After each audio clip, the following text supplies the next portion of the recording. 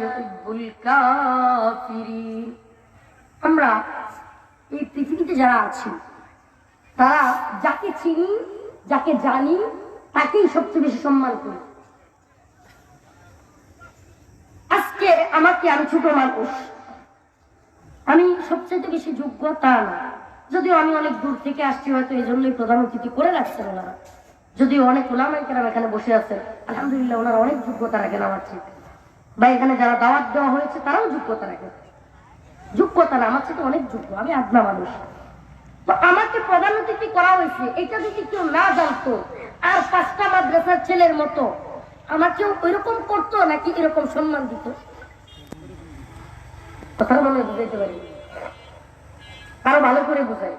মনে করেন আপনাদের এলাকার ইউনিয়ন চেয়ারম্যান সাহেবকে আপনাদের ফরিদপুরের এই ভাঙার পুকুরিয়া এলাকার একটা লোক ঢাকা থাকে 10 বছর যাবত। কয় বছর? তো ইউনিয়ন চেয়ারম্যান তো হয়েছে মাত্র 4 বছর, 5 বছর চলতেছে। তো সে 10 বছর যাবত ঢাকা থাকার কারণে সে কখনোই গ্রামে আসা হয় নাই। সে ইউনিয়ন চেয়ারম্যানকে চিনে। হঠাৎ করে গ্রামের বাড়িতে আইসা মাহফিলের মধ্যে আইসা বসছে, চেয়ারম্যান পাশ দিয়ে আসতেছে, একটু ভিড় হইতেছে, সে তার শরীরে ধাক্কা লাগছে, চেয়ারম্যানের ধাক্কা দিয়ে কবড়া হয়ে দিকে যায়। বলবে না? বলবে।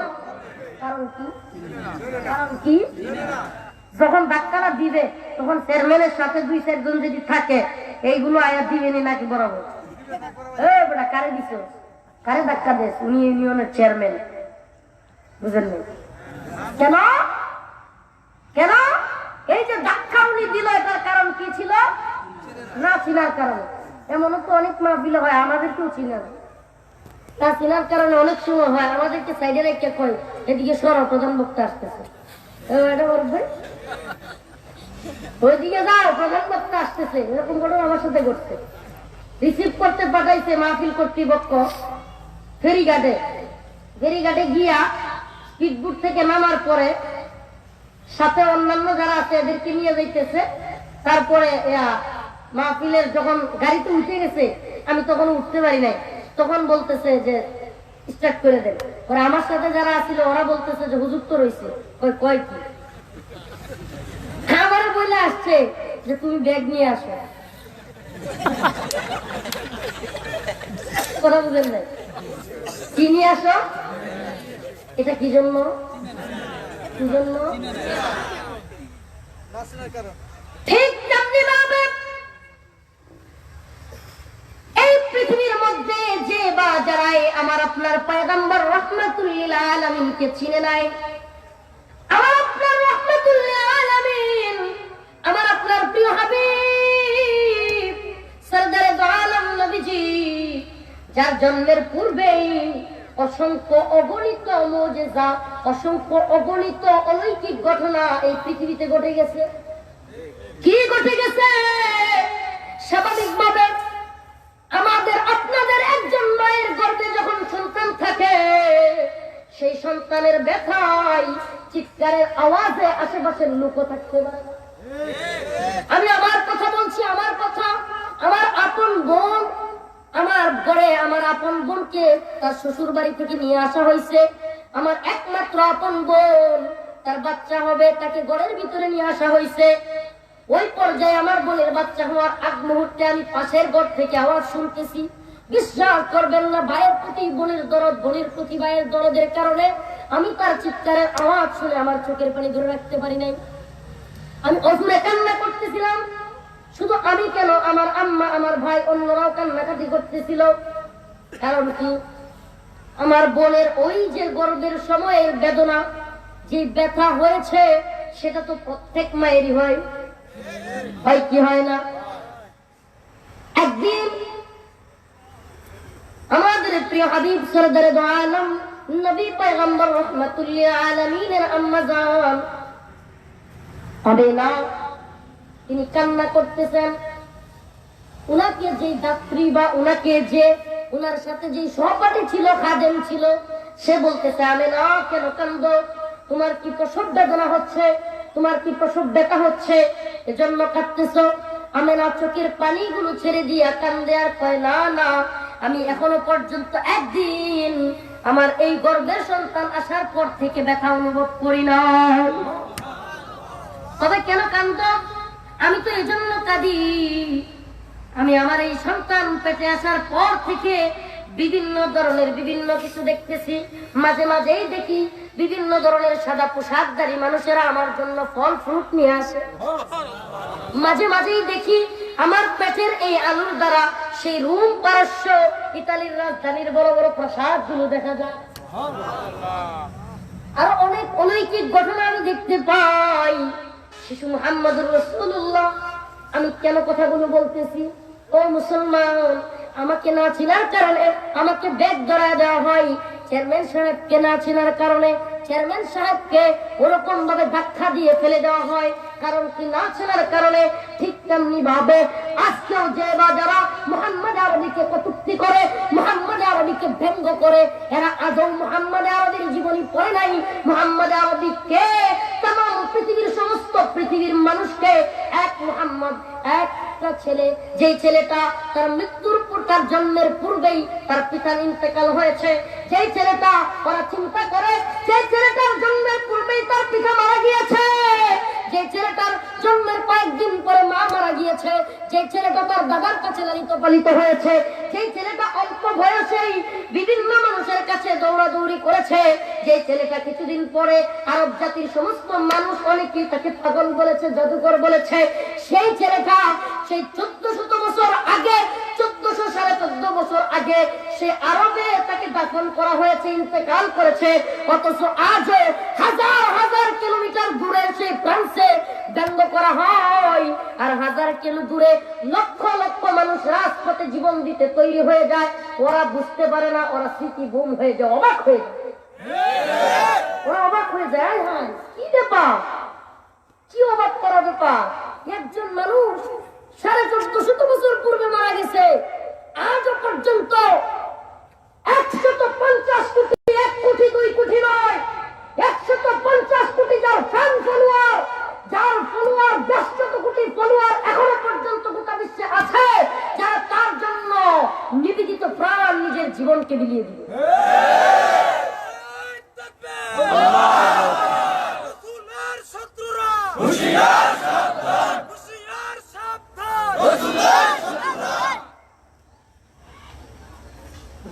সময় তো আছে, মাত্র তো শুরু, না এখন তো মাত্র রসুলের জীবনী বলতেছে। আল্লাহ রাসূল সাল্লাল্লাহু আলাইহি ওয়াসাল্লামকে যারা চিনে না, জানে না, তারা এই সমস্ত কথা বলবে। ফ্রান্সের যে সরকার আমাদের নবীকে নিয়ে ব্যঙ্গ করেছে, সে কিছুদিন পরে, 2 দিন পরে অথবা 3 দিন পরে এসে বলতেছে, আসলে আমি নিজে ভাবতেও পারি নাই, আমি নিজে ভাবতেও পারি নাই মুসলমানদের অনুভূতিতে, মুসলমানদের অন্তরে এত আঘাত লাগে, ব্যঙ্গ করলে এটা আমি নিজে ভাবতেও পারি না, বলছে না? তার মানে তারা বুঝে না নবী মুহাম্মদ কে, তার কতটুকু এই পৃথিবীর মানুষের জন্য, এই উম্মতের জন্য উনার কতটুকু ইয়া ছিল, ত্যাগ কতটুকু ছিল, এটা তারা জানতো না। এজন্য সে বুঝতে পারে নাই, এখন বুঝতেছে। অথচ ক্ষমা চায় না। কেন চায় না? তার রাষ্ট্রের বেশিরভাগ মানুষ হলো ইসলাম বিদ্বেষী। সে যদি ক্ষমা চায় তাহলে তার রাষ্ট্রের মানুষ সেটাকে ভালোভাবে নেবে, বুঝছে? আমরা কেমন, বাংলাদেশ 90% বা তার চাইতে বেশি মুসলিম সংখ্যাগরিষ্ঠ রাষ্ট্রে বাস করি আমরা। আমাদের প্রধানমন্ত্রী এখনো পর্যন্ত ফ্রান্সের বিরুদ্ধে একটা বিবৃতি দিতে পারে নাই। এটা কি আমরা কষ্ট পাই নাই? কথা বলেন না কেন? এটা কি কষ্টের কারণ না? কিন্তু আমাদের নবীকে ফ্রান্সের সেই সরকার চিনতে পারে নাই, এজন্যই তো অসম্মান করছে। কি বলেন? আপনারা একটা ঘটনা পড়ছেন কিনা বা অবশ্যই শুনছেন, একজন খ্রিস্টান পাদ্রী, নামটা খেয়াল আসতেছে না, 100 মানুষের জীবনী লিখছে কিনা, মেরিস বুকাইনি,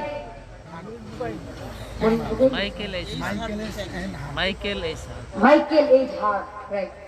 100 মানুষের জীবনী লিখছে। কত? 100 মহামনীষীর জিন্দেগি লিখছে। শুধু মানুষ না, মানুষ তাদেরকে বলা হয় আমরা, আপনি, আমি মানুষ। মনীষী কাদেরকে বলা হয়? মনীষী তারা যারা পৃথিবীতে হাজারো হাজারো মানুষ, যোগ্য মানুষ তৈরি করে দিচ্ছে। হাজারো হাজারো যোগ্য মানুষ যারা তৈরি করছে, এরাই হলো মনীষী। তো এইরকম প্রথম 100 মনীষীর জীবনী সেই ব্যক্তি লিখেছে, সে মুসলমান। তখন তাকে প্রশ্ন করা হলো যে তুমি 100 মানুষের জীবনী লেখলা, তার মধ্যে সর্বপ্রথম যার জীবনী লেখলা সে তো তোমার ধর্মের না, সে তো মুসলমানদের নবী মুহাম্মদ। সুবহানাল্লাহ, আস্তে কর। তার মানে ওই লোক সে মুসলমান না হওয়ার পরেও প্রথম আল্লাহর নবীর নাম সর্বোচ্চ আসনে রেখেছে, সবচাইতে বড় মনীষী হিসেবে স্বীকৃতি দিয়েছে। তার মানে সে ব্যক্তি মুহাম্মদ রাসূলুল্লাহকে চিনেছে। আর যারা চিনে না এরা সম্মান করে না, যারা চিনেছে রাসূল সাল্লাল্লাহু আলাইহি ওয়াসাল্লামকে সম্মান না করে উপায় নাই। কেন? আমি শুরুতে আপনাদেরকে কয়েকটা ঘটনা, ছোট্ট ছোট্ট ঘটনা, আমার নবীজি কেমন ছিলেন আপনার আমারও তো চিনতে হবে। ভালোবাসতে হলে চিনার দরকার আছে না নাই? আমাকে যদি না চিনতেন ভালোবাসতেন আপনারা? এই যে ভালোবাসতেন, মহব্বত করতেন, চেয়ারে বসাইতেন, তার কারণ কি? চেনার কারণ। না চিনলেই মহব্বতটা হতো। আপনারা আমাকে দাওয়াত করেছেন চিনার কারণে, ঠিক তেমনি ভাবে আমাদের নবীকেও যদি আপনি চিনতেন তাহলে আজকে আমরা যেমন বাইতুল মুকাররমে গান জড়াই আপনিও জড়াইতেন, কারণ আপনি ভালোভাবে চিনলে সেটা করতেন। যে যত বড় আলেম, অবাক হয়ে গেছি গতকালকে না এর আগের কালকেই বাড়িদার আল্লাহ হোসেন কাসিম সাহেব হুজুরকে চেহারা দূরে দূরে নিতে হয়, 4 জন চারদিকে কাঁধে ভর দিয়ে তারপর হুজুরকে বুখারীর দর্শন নিতে হয়। সেই মানুষটা হঠাৎ করে বয়ানের ভিতরে এমন স্লোগান দিছে, আজকে বয়ানটাই পুরা ভাইরাল। এটা হুজুর এত জোরে জোরে আওয়াজ করে হাত তুলে এমনি বলতেছে, হুজুরের বাবা হাত নাড়াই দিয়ে পারেন। তার মানে আল্লাহ রাসূলের প্রতি ভালোবাসা, মহব্বত, ঠিক কিনা? কেমন নবী ছিলেন চিনার দরকার আছে না নাই? হাদিসের উল্লেখযোগ্য কিতাব 6টা কিতাব, এগুলোকে সিহাহ সিত্তা বলা হয়। এর মধ্যে দারুল হাদিসে যে কিতাবটাকে সবচেয়ে বেশি তাকরীর করে গুরুত্ব সহকারে পড়ানো হয় সেই কিতাবের নাম হলো তিরমিজি শরীফ। তিরমিজি শরীফের একটা আলাদা চ্যাপ্টার, আলাদা খণ্ড আছে, অধ্যায় আছে, সেটার নাম শামাইলে তিরমিজি। কি নাম? পুরা শামাইলে তিরমিজির মধ্যে শুধু আল্লাহর নবীর জীবনী আর জীবনী। আমার নবী কেমন ছিলেন, আমার নবীর চুলগুলো কেমন ছিল, আমার নবীর নাক কেমন ছিল, আমার নবীর দাঁত কেমন ছিল, আমার নবীর হাতের আঙ্গুলগুলি কেমন ছিল, আমার নবী জমিনের মধ্যে কেমন হাঁটতেন, আমার নবী মানুষের সাথে কেমন ব্যবহার করতেন, শত্রুর সাথে কেমন ব্যবহার করতেন, সাহাবায়ে কেরামের সাথে কেমন ব্যবহার করতেন, সবকিছু সুন্দরভাবে ছিল।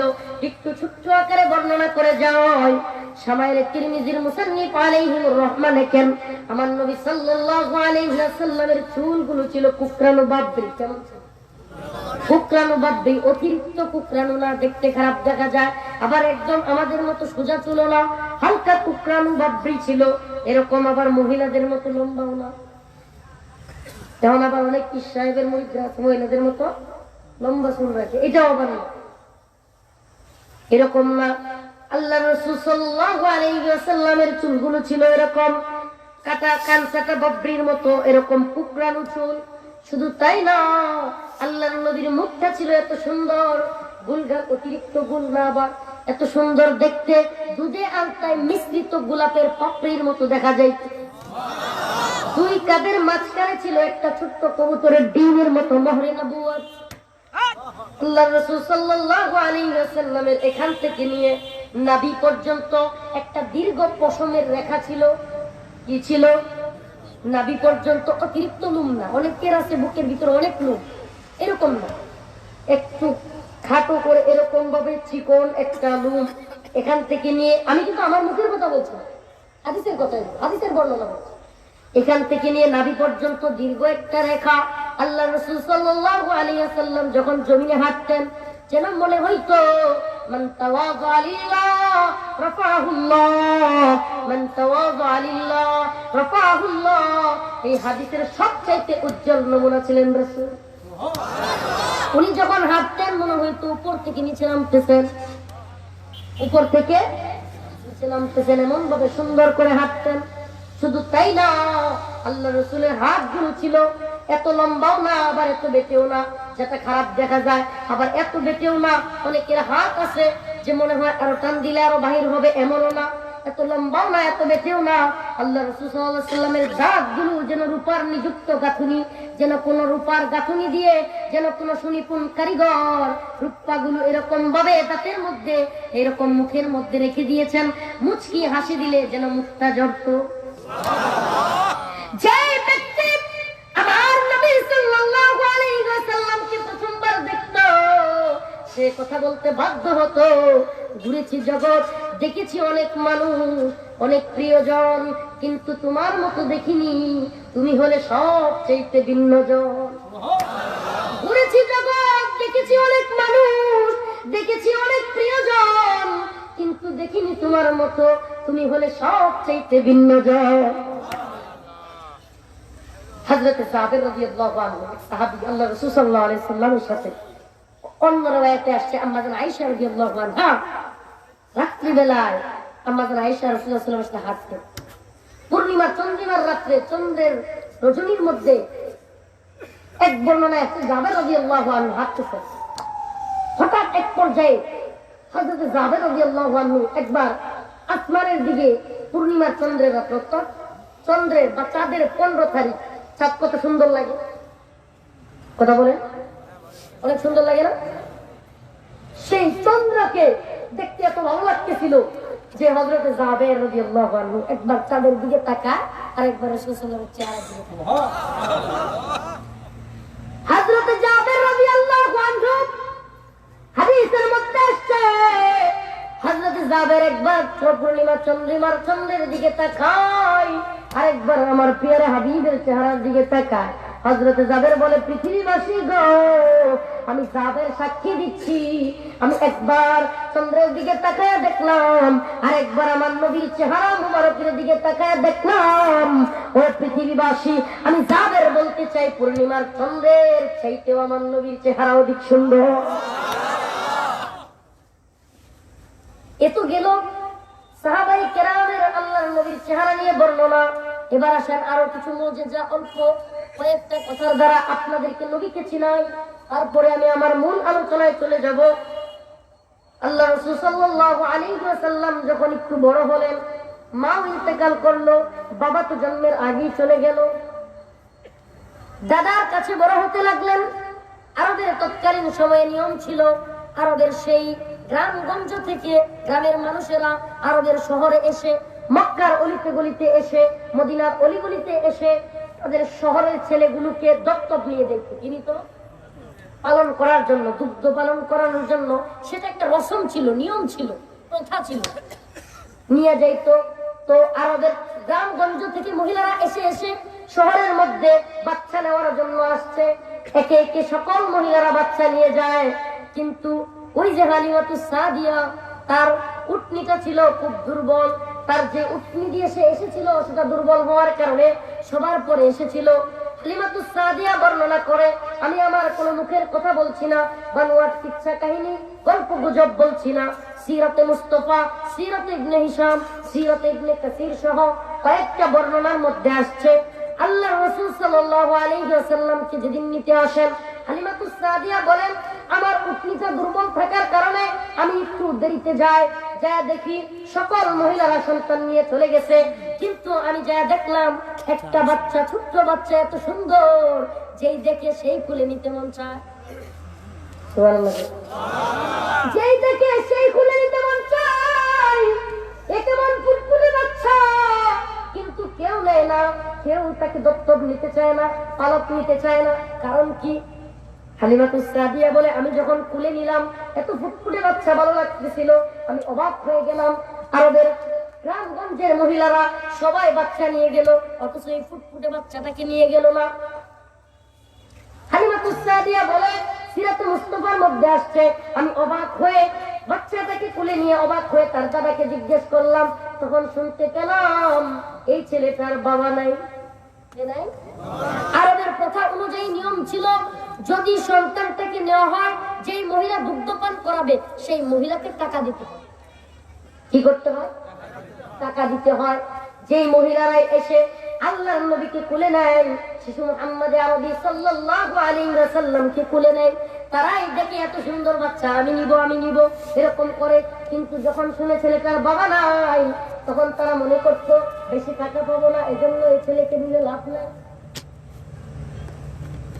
ও নবীর উম্মতেরা, আজকে এখান থেকে একটা শিক্ষা আছে।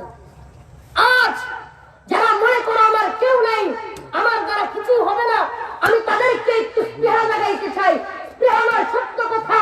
তাম পৃথিবীর সবচাইতে শ্রেষ্ঠ মানুষ, যার ব্যাপারে হাদিসের মধ্যে তিনি নিজে বলেছেন, আনা বুইসতু উতাম্মিমু মাকারিমাল আখলাক, আমি তাম পৃথিবীবাসীর চরিত্র চেঞ্জ করে দেওয়ার জন্য, পরিবর্তন করে দেওয়ার জন্য এই পৃথিবীতে আগমন করেছি। সেই মুহাম্মদ আরবীর জন্মের আগেই বাবা ছিল না, জন্মের কিছুদিন পরে মা ছিল না, অথচ তাম পৃথিবীবাসীকে পরিবর্তন করে তিনি দেখিয়ে দিয়েছেন যদি কারো কেউ না থাকে তার আল্লাহ। কেউ নাই, তার কে আছে? হীনমন্য হওয়ার কোন কারণ আছে? হতাশা, আয় হায় ফ্রাস্ট্রেশন, আমার কেউ নাই, আমার কি হবে, আয় হায় আমার দ্বারা কিছু হবে, এগুলোর দরকার আছে? দরকার আছে? কেন? আমাদের নবী সাল্লাল্লাহু আলাইহি ওয়াসাল্লামের তো কেউ ছিলেন না, তাহলে উনি কিভাবে সফল হয়েছেন? উনি কিভাবে সফল হয়েছেন? আল্লাহ যাকে সফল করতে চান, তাম পৃথিবীর সমস্ত মানুষ তার বিরোধিতা করলেও তা সম্ভব হয়। আল্লাহ তাকে সফল করেই দেয়। আজকেও যে বা যারা উলামায়ে কেরামের বিরুদ্ধে লাগে, উলামায়ে কেরামকে ধ্বংস করতে চায়, উলামায়ে কেরামের বিরুদ্ধে লেগে যারা উলামায়ে কেরামকে মাথা লুকিয়ে মধ্যে ফেলে দিয়ে উলামায়ে কেরামকে ধ্বংস করে ইসলামকে নস্বাত করতে চায়, দিন শেষে এরাই বাতিল ঘোষিত হয়ে রাস্তায় বুক থুবড়ে পড়ে থাকে। আল্লাহ তাআলা আলেমদের সম্মান আরো বাড়ায় দেয়। প্রিয় ভাইরা, অল্প আকারে বলেছিলাম রাসূলের পরিচয় আপনাদেরকে জানায়া যাব, সেহেতু বলে যাই।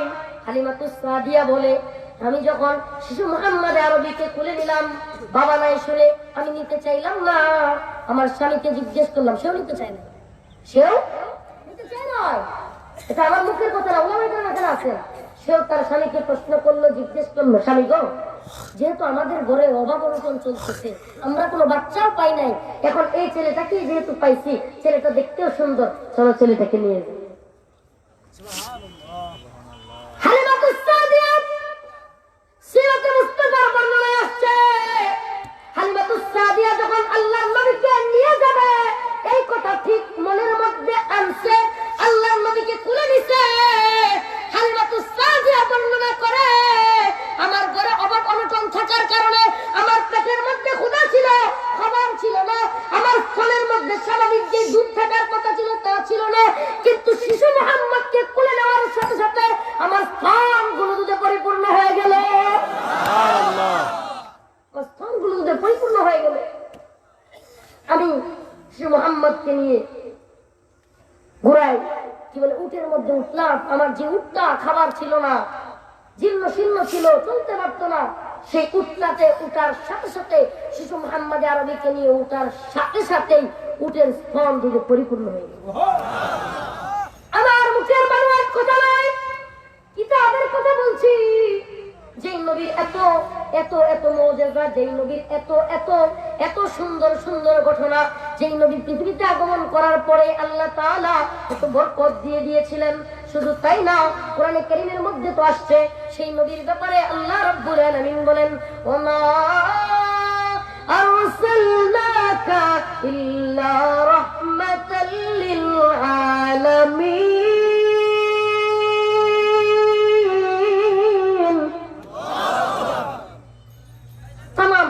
রহমত হিসেবে নবীকে পাঠানো হয়েছে। আল্লাহ রাসূল সাল্লাল্লাহু আলাইহি ওয়াসাল্লাম যখন হযরতে আমিনার ঘরের ভিতরে গেলেন,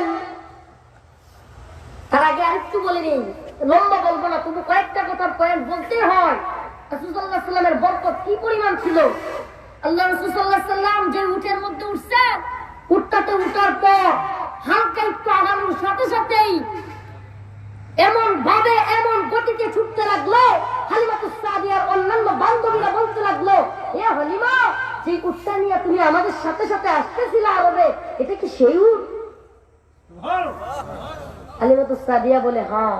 তাহলে এটা কি বলো, তোমার যে উট জীর্ণ শীর্ণ ছিল, চলতে পারতেছিল না, আমাদের উটগুলোর সাথে আসতেই পারতেছিল না, এই উট এখন আমাদের আগে চলে যাচ্ছে, এটার কারণ কি?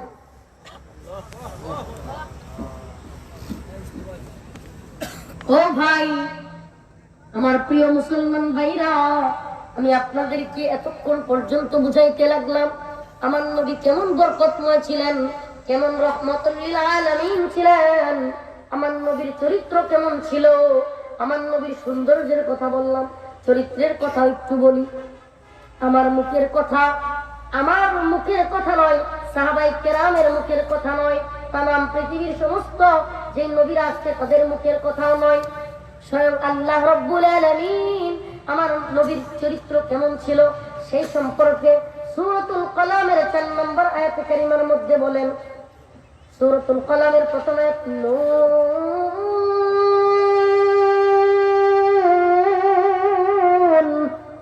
ওয়াল কলামি ওয়া মা ইয়াসতুরুন মা আনতা বিনি'মাতি রাব্বিকা বিমাজনুন ওয়া ইন্নাকা লা'আলা খুলুকিন আযীম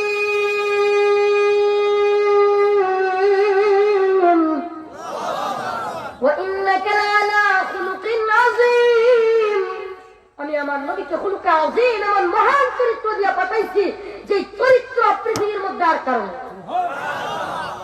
এটা তো আমার মুখের কথা নাকি স্বয়ং আল্লাহ বলতেছে? যে আল্লাহ রাব্বুল আলামিন বলতেছেন এত উত্তম চরিত্র, এত মহান চরিত্র দিয়ে পাঠাইছি। ও ভাই, ওই যে বলছিলাম খ্রিস্টান লোক, তাকে প্রশ্ন করা হলো যে তুমি একজন ভিন্ন ধর্মী হয়েও, তুমি মুসলমান না হয়ে সর্বপ্রথম মুহাম্মদ আরবির জীবনী লেখলা, কারণ কি? তখন সে উত্তর দিল, আমি একমাত্র নবী পেয়েছি, একমাত্র মনীষী পেয়েছি, একমাত্র ব্যক্তি পেয়েছি যার জিন্দেগি পরে আমি পাইলাম যে ব্যক্তি তার পিতাকে মেরেছে, নিজের চোখে দেখেছে, যে মেরেছে এবং যার হুকুমে মেরেছে সেই ব্যক্তির গলে গিয়ে পিতাকে মারা যে ছেলে দেখেছে সেই ছেলে গিয়ে সেই ব্যক্তি যে নাকি তার পিতাকে মেরেছে তার গলে গিয়ে অন্তর্ভুক্ত হয়ে তার পায়ে চুম্বন করে। এর চেয়ে তোমার উদাহরণ কি হতে পারে? আপনাদেরকে সহজভাবে বললে বুঝবেন। আবু জাহেল, যার আরেক নাম ছিল আবুল হিকাম, সে ছিল জ্ঞানীর পিতা। কি ছিল? জ্ঞানীর পিতা। আবু জাহেল এত জ্ঞানী ছিল যে তাকে আরববাসী আবুল হিকাম বলতো। দারুন নাদওয়া, যেটা ছিল মক্কার তৎকালীন সময়ের পার্লামেন্ট, সেই সংসদ বা পার্লামেন্টের সবচেয়ে জ্ঞানী লোক ছিল আবুল হিকাম। হিকাম শব্দের অর্থ হলো জ্ঞানী। আবুল হিকাম জ্ঞানীর পিতা থেকে যখন সে কোরআন মানে নাই, আল্লাহর নবীকে বয়কট করেছে, সে হয়ে গিয়েছে আবু জাহেল। জ্ঞানীর পিতা থেকে কি হয়েছে? মূর্খের পিতা। জ্ঞানীর পিতা থেকে মূর্খের পিতা। সেই আবু জাহেলকে যখন মুআজ রাদিয়াল্লাহু আনহু ছোট্ট ছোট্ট দুই ভাই সাহাবায়ে কেরাম আল্লাহর রাসূল সাল্লাল্লাহু আলাইহি ওয়াসাল্লামের হুকুমে ওই জিহাদের ময়দানে আবু জাহেলকে হত্যা করে, তখন আবু জাহেলের সন্তান ইকরামা রাদিয়াল্লাহু আনহু পরবর্তীতে যিনি মুসলমান হয়েছিলেন, সে তার চোখের সামনে দেখেছে মুহাম্মদ আরবির হুকুমে মুআজ এবং মুআজ তার পিতাকে মেরেছে। এমনকি ইকরামা নিজে একটা তরবারি নিয়ে মুআজ রাদিয়াল্লাহু আনহুর হাতে গিয়ে আঘাত করেছে। সে নিজে দেখেছে তার পিতাকে মেরেছে। কে মারল? মুআজ এবং মুআজ। কার হুকুমে মারল? আল্লাহর রাসূল মুহাম্মদুর রাসূলুল্লাহ সাল্লাল্লাহু আলাইহি ওয়াসাল্লাম। সে নিজে দেখলো আমার পিতাকে হত্যা করেছে অমুক লোকের অর্ডারে, অথচ সেই ইকরামা পরবর্তীতে ইসলাম গ্রহণ করেছে। শুধু ইসলাম গ্রহণ করে নাই, একদিন ঘটনাক্রমে সে আল্লাহর নবীর পায়ে এসে চুম্বন করেছে। সেই যে ব্যক্তি 100 লোকের মনীষী জীবনী লিখেছে আর সর্বপ্রথম আমাদের নবীর জীবনী লিখেছে, তাকে প্রশ্ন করার পরে সে এই উত্তর দিয়েছে যে আমি পৃথিবীতে এমন মানুষ দেখি নাই যার সন্তান নিজে দেখলো নিজের পিতাকে মেরে ফেলছে ওই লোকের হুকুমে, আবার সেই লোকের গলে গিয়ে ঢুকলো, সেই লোকের পায়ে গিয়ে চুম্বন করলো। তার মানে হলো ওই নেতা, ওই লিডার, ওই মনীষী কি পরিমাণ জাদু তার ভিতরে আছে, কি পরিমাণ ন্যায়পরায়ণতা আছে, কি পরিমাণ মানবতা আছে, কি পরিমাণ দয়া আছে, যে দয়া দিয়া, যে মায়া দিয়া শত্রুকে বন্ধু বানায়। এর চেয়ে মহান ব্যক্তি আর পৃথিবীতে হতে পারে? ও মুসলমান, এবার আসো, তোমার আমার জন্য নবীর ত্যাগ কতটুকু ছিল তুমি আমি তো অনেকেই জানি। আল্লাহর নবী যখন তায়েফে দাওয়াত দিতে গেল, তায়েফবাসী আল্লাহর নবীর দাওয়াতকে প্রত্যাখ্যান করে পাথর মেরেছিল। এখনো পর্যন্ত হাজী সাহেব যারা আছেন জানেন, তায়েফ ওয়ালারা এখনো পর্যন্ত হজ করতে আসলে বুরকার মতো একটা পরে আসে। শুনতেছেন কথা? তাই পোলারা এখন হজ করতে আসলে কি করে? পুরুষরাও পর্দা দিয়ে আসে। লজ্জা! কাকে মেরেছিলাম? কাকে মারলাম? যে ব্যক্তির ব্যাপারে বলা হয়, তারিক জামিল সাহেব হুজুরের একটা বয়ান শুনেছি আমি, প্রায় বয়ানটা আমার গাড়িতে বক্সের মধ্যে ছেড়ে মনোযোগ দিয়ে শুনি। উনি কথাগুলো এইভাবে বলতেছিলেন উর্দু ভাষায়। मैदान महशर में नबी ने फरमाया जब जहन्नम आएगी और एक चीख मारेगी। मैदान महशर में नबी ने फरमाया, আল্লাহ রাসূল সাল্লাল্লাহু আলাইহি ওয়াসাল্লাম বলে গিয়েছেন, হাসরের ময়দানে যখন জাহান্নামকে হাজির করা হবে, চিখ মারেগি, এমন এক আওয়াজ দিবে যে আওয়াজের কারণে সমস্ত হাসরবাসী, সমস্ত মানুষ, ফরিদপুরের মুসলমান, ভাঙার মুসলমান, মুমিনশাহীর মুসলমান, নেত্রকোনার মুসলমান, সমস্ত বাংলাদেশের মুসলমান, ইন্ডিয়া, পাকিস্তান, নেপাল, ভুটান, শ্রীলঙ্কা, মালদ্বীপ, ইন্দোনেশিয়া, যত দেশ আছে तमाम পৃথিবীর সমস্ত মানুষ হাসরের ময়দানে বলতে লাগবে জাহান্নামের ভয়ে। জাহান্নাম যখন বিকট আওয়াজ দিবে, ওই আওয়াজের ফলে সকলেই বলতে থাকবে ইয়া রব নফসি নফসি, ইয়া রব নফসি নফসি, ইয়া আল্লাহ মেরি জান আমাকে বাঁচাও, আমাকে বাঁচাও। আরে শুধু সাধারণ মানুষ নয়, ওলিরা, ওলি যাদেরকে তুমি ওলি বলো, শাহজালাল, শাহপরান, আহমদ শফি, হাফিজি হুজুর, শামসুল হক ফরিদপুরি, तमाम পৃথিবীর সমস্ত ওলিরা বলতে থাকবে ইয়া রব নফসি নফসি। বাদশাহ নবী আবু বকর, উমর, উসমান, আলী, মুআবিয়া, তালহা, জুবায়ের, সমস্ত সাহাবায়ে কেরাম রাদিয়াল্লাহু আনহু বলতে থাকবেন ইয়া রব নফসি নফসি, ইয়া আল্লাহ আমাকে বাঁচাও, আমাকে বাঁচাও। হাসরের ময়দানে জাহান্নামের ভয় এমন ভাবে আসবে, জাহান্নাম যখন আওয়াজ দিবে সমস্ত মানুষ বলবে, শুধু মানুষ না, সাহাবী না, ওলি না, সাধারণ মানুষ না, নবীরা পর্যন্ত বলতে থাকবে। আদম আলাইহিস সালাম বলবে ইয়া রব নফসি নফসি মেরি জান, আল্লাহ আমাকে বাঁচাও, আমাকে বাঁচাও। ইব্রাহিম আলাইহিস সালাম ইয়া রব নফসি, যে ইব্রাহিম আলাইহিস সালামকে বলা হয় আল্লাহর খলিলুল্লাহ, আল্লাহর বন্ধু, সেই ইব্রাহিম আলাইহিস সালাম বলবে ইয়া রব নফসি নফসি। যে মুসা আলাইহিস সালামকে বলা হয় কালিমুল্লাহ, আল্লাহর সাথে কথা বলতেন, সেই মুসা আলাইহিস সালাম বলবে ইয়া রব নফসি নফসি। ঈসা, দাউদ, সুলাইমান, ইসহাক, লূত, নূহ, শীত, সমস্ত পয়গম্বর আলাইহিস সালামরা বলবে ইয়া রব নফসি নফসি, ইয়া আল্লাহ আমাকে বাঁচাও, আমাকে বাঁচাও। এক আওয়াজ আয়েগি, এক আওয়াজ আয়েগি, উম্মতি উম্মতি উম্মতি।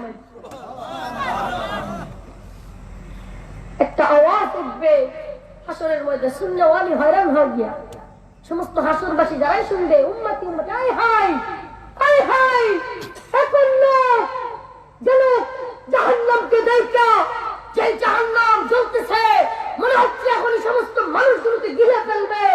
এ কেমন লোক? সমস্ত নবীরা নফসি নফসি বলতেছে, সমস্ত নবীরা সাধারণ মানুষ, আম্বিয়া, পয়গম্বর, ওলি, গাউস, কুতুব, সাধারণ মানুষ, এমপি, মন্ত্রী, চেয়ারম্যান, প্রেসিডেন্ট, সকলে বলতেছে ইয়া রব নফসি নফসি, আল্লাহ আমারে বাঁচাও, আমারে বাঁচাও। সমস্ত হাসরবাসী তাকায় দেখবে, একটা লোক মাথাটা নিচ দিকে দিয়া বলবে ইয়া আল্লাহ উম্মতি উম্মতি, আল্লাহ আমার উম্মতকে বাঁচাও, আল্লাহ আমার উম্মতকে বাঁচাও, আমাকে বাঁচানোর দরকার নেই, আল্লাহ আমার উম্মতকে বাঁচাও। শুনলে ওয়ালি হয়রান হয়ে গিয়া সমস্ত হাসরবাসী তাকায় দেখবে এ তো মুহাম্মদুর রাসূলুল্লাহ, এ তো মুহাম্মদুর রাসূলুল্লাহ। আরে কি ভালোবাসা ছিল সাহাবায়ে কেরামের, আমরা কি ভালোবাসি। তুমি আমি মান তাওয়াযা লিল্লাহি রাফাহুল্লাহর বয়ান করি, তোমার আমার নবীকে ফ্রান্সের সেই মেট্রো সরকার ব্যঙ্গচিত্র করে, আবার কত বড় দুঃসাহস, 150 কোটি মুসলমান বাস করি, আমরা বেঁচে থাকি, আমরা প্রতিদিন খানা খাই, বিয়ের অনুষ্ঠান চলে, আনন্দ ফুর্তি চলে, সবকিছু চলে, আবার আমার নবীকে ওরা ঘোষণা দিয়ে ব্যঙ্গচিত্র করে, আমাদের অন্তরে এখনো পর্যন্ত জ্বালা যন্ত্রণা শুরু হয়। মুসলমান, ও মুসলমান, কি করে হয় যে সাহাবায়ে কেরাম, তোমরা তো মান তাওয়াযা লিল্লাহি রাফাহুল্লাহর বয়ান শুনো, যে যত বিনয়ী হয় সে তত বেশি ইসলামের আদর্শ হলো শুধু বিনয়ী হওয়া। আর তুমি কি বিনয়ী হবা? যেই বিনয়ের সার্টিফিকেট নবী দিয়েছেন, স্বয়ং আল্লাহ রাব্বুল আলামিন দিয়েছেন।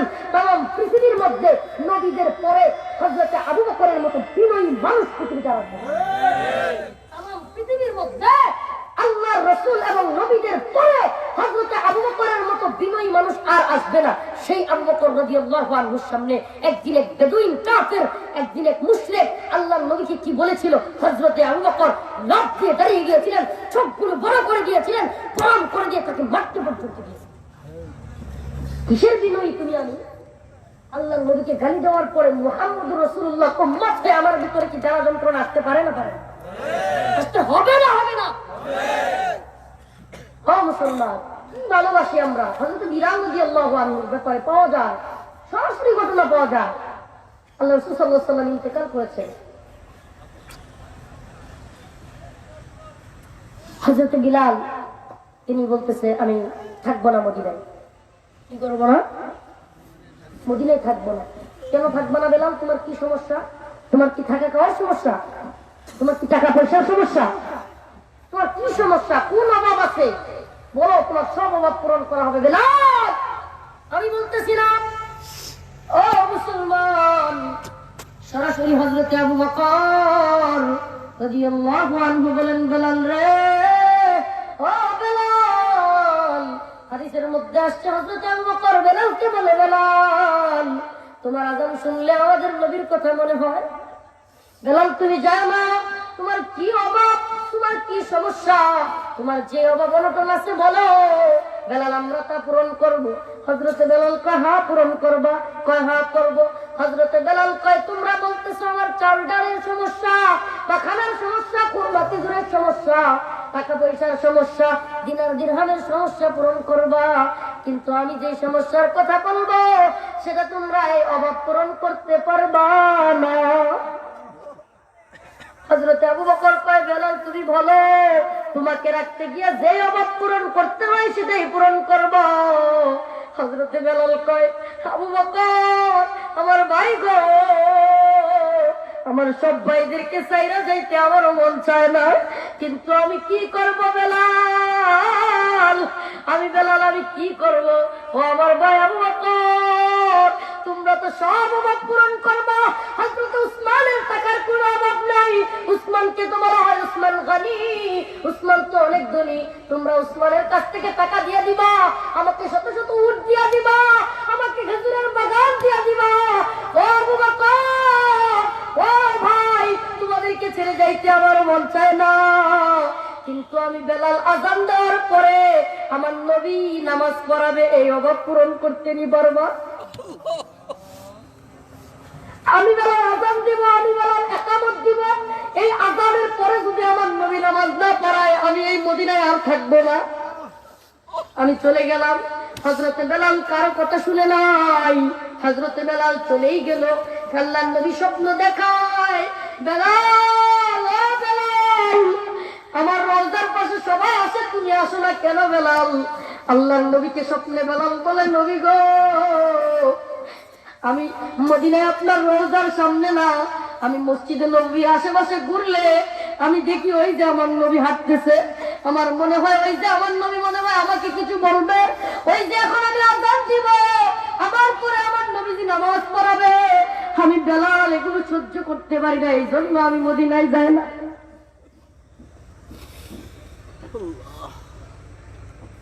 এবার হযরতে বেলালকে রাসূল সাল্লাল্লাহু আলাইহি ওয়াসাল্লাম স্বপ্ন যুগে যখন বললেন, তখন হযরতে বেলাল আবারও মদিনায় আসলেন।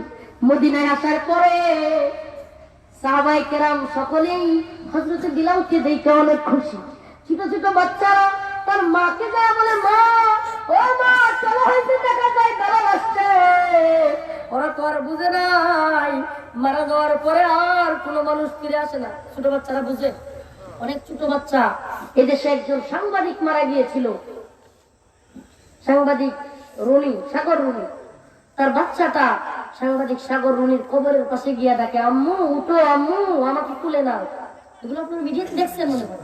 ছোট বাচ্চা কবরের পাশে যায় বলে, আম্মু আমাকে তুলে নাও, আম্মু আমার ক্ষুধা লাগছে, এগুলো মা বাবাকে যায় বলে। সে তো আর বুঝে না তার মা বাবা ফিরে আসবে না। ছোট ছোট বাচ্চারা রাসূল সাল্লাল্লাহু আলাইহি ওয়াসাল্লাম কে এত ভালোবাসত, কি ঘটনা বলবো, সিরাতের ঘটনা বলতে বলতে সারা রাত পার হয়ে যাবে। আমার নবীর মুহাব্বতের ঘটনা বলতে বলতে আমি রফিকুল ইসলাম শেষ হয়ে যাব, কিন্তু রাসূলের ঘটনা, রাসূলের মুজিজা, রাসূলের বর্ণনা বলে শেষ করা যাবে না। ছোট ছোট বাচ্চারা জিহাদের ময়দান থেকে সাহাবায়ে কেরাম ফিরে আসতেছে। সাহাবায়ে কেরামকে যা জিজ্ঞেস করে ছোট ছোট বাচ্চা, ও আমার চাচা, ও দাদা ভাই, আমার নবী কেমন আছে? সাহাবী উত্তর দেয়, বাবা রে, ও বাবা, তোর বাবা তো জিহাদের ময়দানে ইন্তেকাল করেছে।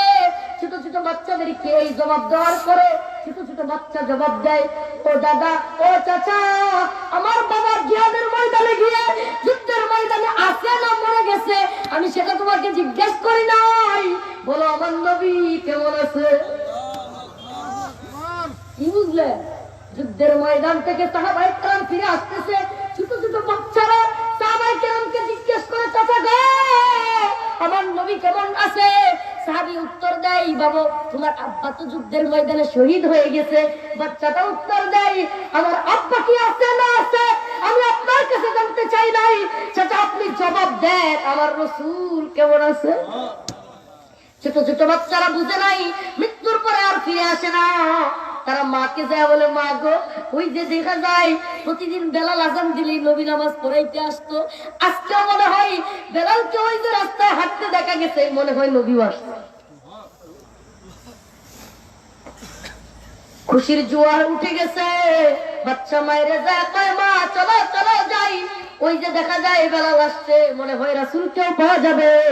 ও রাসূলুল্লাহ সাল্লাল্লাহু আলাইহি ওয়াসাল্লামের উম্মতেরা, ও নবীর উম্মত, হযরতে বেলাল এত বেশি ভালোবাসতো।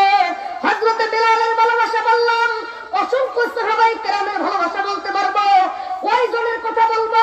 হযরতে মুআযের ঘটনা তো পাওয়া যায়, যখন ইকরামা এসে তার হাতের মধ্যে আঘাত করলো, আঘাত করার এক পর্যায়ে হাতটা এরকম কেটে গেছে, হাতটা একটু বাঁধা আছে, যে হাত বাঁধা থাকার কারণে এভাবে ঝুলে আছে, পুরো হাত কেটে গিয়ে এভাবে ঝুলে থাকার কারণে অন্য হাতে তরবারি নিয়ে যুদ্ধ করতে কষ্ট হয়। হাদিসের মধ্যে আসছে, হাতটাকে নিজের পায়ের নিচে দিয়া টান দিয়া হাতটাকে ছিঁড়ে ফেলছে। শুধু ছিঁড়ে নাই, শুধু ছিঁড়ে নাই, হাতটাকে হযরতে মুআয এইভাবে ছুঁড়ে মেরে দিয়ে কাফের মুশরিকদের দিকে ছুঁড়ে মেরে বলতেছে, ও কাফের মুশরিকেরা রে, আমার এক হাত নিছো, আরেক হাত নিয়ে যাও, আমাকে ধ্বংস করে দাও, কিন্তু আমি মুআয বেঁচে থাকতে আমার নবীর গায়ে একটা টুকাও দিতে পারবো না। এরা এত ভালোবাসতো, এত মহব্বত করতো, এত পরিমাণে আল্লাহর নবীকে মহব্বত করতো, ভালোবাসতো। কারণ কি? আল্লাহর নবীকে ওরা জানতো, চিনতো। যেই নবী তায়েফের ময়দানে আঘাত করা হলে বিভিন্ন বর্ণনায় আসছে, হযরত জিবরাইল ডাক দিয়া কয়, নবী গো, আপনি হুকুম দেন তায়েফবাসীর সেপ্টারে দিন। ও নবী, আপনি হুকুম দেন, যেই তায়েফবাসী আপনাকে রক্তাক্ত করেছে, যেই তায়েফবাসী আপনার শরীরে মশা মাছি বসতো না, সেই নবীর শরীরে আঘাত করেছে, সেই নবীকে এরকম আঘাত করে করে মেরে মেরে এই অবস্থায় রক্তাক্ত করেছে। আল্লাহর নবীর সাথে যেই সাহাবী ছিল, সম্ভবত তালহা রাদিয়াল্লাহু আনহু, তালহা রাদিয়াল্লাহু আনহু বর্ণনা করেন, আল্লাহর নবীজির রক্ত এত পরিমাণে পড়েছিল, যে রক্তের সাথে আল্লাহর নবীর যে জুতা মুবারক ছিল, জুতার সাথে রক্তগুলো লেগে এমন ভাবে লেগে গিয়েছিল, আটার মতো রাসূল সাল্লাল্লাহু আলাইহি ওয়াসাল্লামের সারা শরীর রক্তাক্ত হয়ে গিয়েছিল।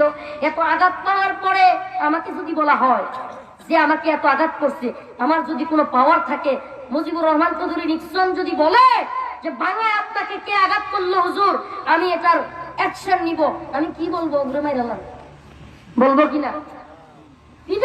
জেলে নিয়ে যান বলবো কিনা? ও মুসলমান, আমার আপনার নবী সেটা বলে নাই।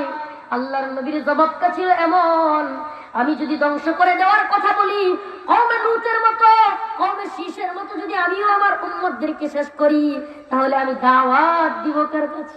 সুবহানাল্লাহ। এত ছিল এমন দরদ, এমন দরদ, সেই দরদ, যেই দরদ এত হিউজ পরিমাণে, এত পরিমাণে উম্মতের প্রতি দরদ, যেই নবী, সেই নবীর ভালোবাসা আমাদের অন্তরে আছে না নাই?